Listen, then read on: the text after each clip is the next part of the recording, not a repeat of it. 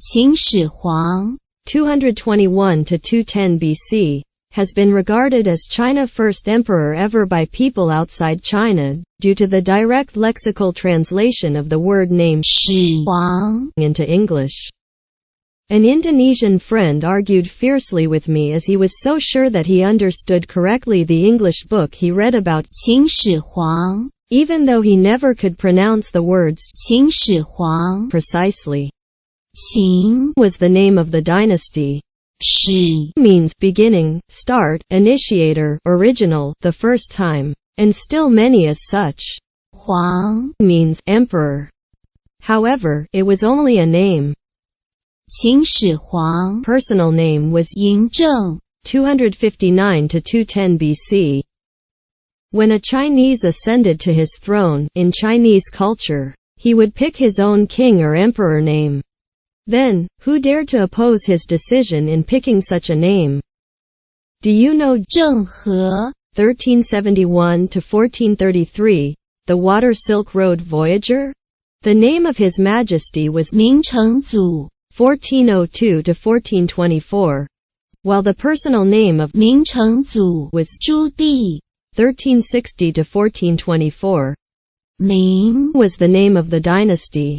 Cheng Means becoming. Zu Means ancestor. Are you then going to say that Ming Chengzu from 14th–15th century was the ancestor of Chinese ethnic? Meanwhile, China's first emperor Qin Shǐhuáng was from the BC era? Ming Chengzu Was only a name that Zhu Di picked up for himself as an emperor name when he ascended to his throne. And, other than Zhu Di, there were many other emperors in history picked up Zu or ancestor for the emperor name. Some also argue that Qin Shǐhuáng was the first emperor that unified China. This statement is true. But what is its connection with the first emperor? Nothing. Before Qin dynasty, there were 3 dynasties before it, Xia, Ying or Shang, and Zhou. at the end of Zhou era, China was for the first time in its history broken into more than 100 of regional countries, where finally they were unified again by Qin Shǐhuáng. But it is not the definition of emperor, right? If referring to one power ruling the whole China, those of the dynasties before ruled the whole China as China was ever only one whole single territory before it was first broken.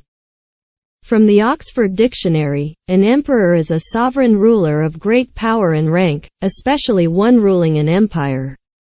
In common sense, an emperor has more power than a king, and in certain eras, an emperor ruled kings. Which king that Qin Shǐhuáng ruled? None. Why was, at the end of Zhou dynasty, China broken into many regional countries? That was because Zhou employed feudalism system, where each of its territory was given under regional king to rule, and in turn, those kings worshipped the Zhou emperor. So, was there any emperors before Qin Shǐhuáng? Yes, and many. Therefore, was Qin Shǐhuáng the first emperor in China history? Absolutely not. Shi Here, which means beginning, or the first time, etc. Just only a picked name, without indicating its lexical meaning. That's all. Who built the Great Wall? In my video number D013 about the Great Wall, I explained chronologically how the Great Wall was built. Yes, Qin Shǐhuáng built it, but only partly. Also, when he built it, there were already existing partial Great Wall here and there. So, he was not the initiator of building the Great Wall, nor the solely who built it. Yes, he standardized measurement systems. But before he unified China, his Qin regional country already had the standardized systems solely inside the regional country, that were established by the Prime Minister Shang Yang long before the birth of Ying Zheng. It was so convenient to do social activities with the standardized systems.